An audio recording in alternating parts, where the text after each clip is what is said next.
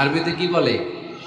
লিবাস। আল্লাহ বলেছেন, ও নারীরা তোমরা পুরুষদের জন্য পোশাক, আর ও পুরুষেরা তোমরা নারীদের জন্য পোশাক। পড়েন সুবহানাল্লাহ। পোশাকের বেসিকলি তিনটা কাজ। কয়টা? কেউ কথা কয় না, আরো জোরে বলেন কয়টা? এখন আওয়াজ আসলো থেকে? আওয়াজ করে উত্তর দিবেন, চিল্লায় বলেন পোশাকের কাজ কয়টা? এভাবে শেষ পর্যন্ত খোঁচায় যেন সাউন্ড বের করা না লাগে, স্বপ্রণোদিত ভাবে উত্তর করবেন, ক্লাসের মতো হোক। তিনটা কাজ। এক নম্বর কাজ হচ্ছে পোশাক ইজ্জতের আবরু, লজ্জাস্থান ঢেকে রাখে, ঠিক কিনা?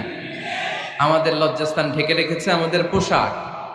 ঠিক তেমনি স্বামী তার স্ত্রীর ইজ্জত হেফাজত করে, স্ত্রী তার স্বামীর ইজ্জত হেফাজত করে, স্বামী তার স্ত্রীর চরিত্র হেফাজত করে, আর স্ত্রী তার স্বামীর চরিত্র হেফাজত করে। এজন্য আল্লাহ একে অপরের উদাহরণ